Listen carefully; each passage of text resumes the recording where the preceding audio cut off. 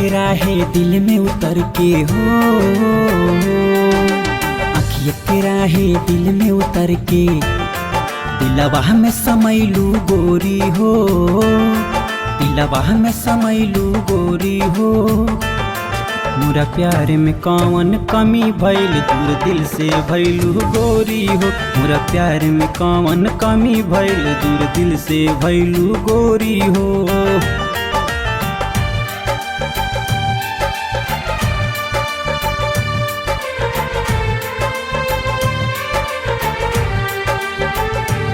जब जानत रहलू प्यार के अंजाम बुरा होई त आपन बनैलू काहे, छोड़ के जाए के रहल त हमरा जिंदगी में अइलू काहे। तू बेवफा तोहर प्यार बेवफा, अब ता लगा त दुनिया जहान बेवफा।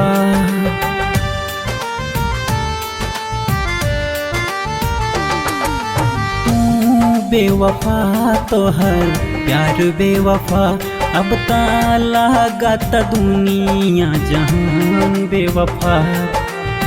ए जान ई कैसन प्रीत लगवलू हो, ई कैसन प्रीत लगवलू हो, ये प्रीत भुलैलू गोरी हो। मोरा प्यार में कौन कमी भइल दूर दिल से भइलू गोरी हो, मोरा प्यार में कौन कमी भइल दूर दिल से भइलू गोरी हो।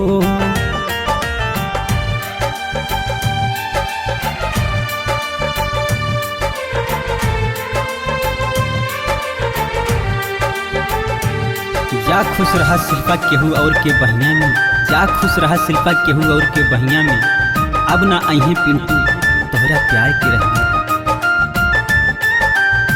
पिंटू के छोड़लू शिल्पा, वादा तू तोड़लू शिल्पा, अपना बना के जुदा दिल से तू कैलू शिल्पा।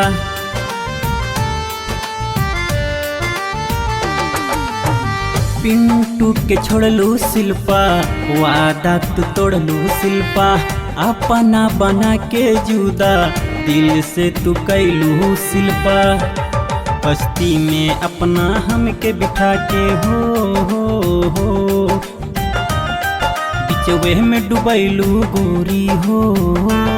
मोरा प्यार में कौन कमी भइल दूर दिल से भइलू गोरी हो, मोरा प्यार में कौन कमी भइल दूर दिल से भइलू गोरी हो।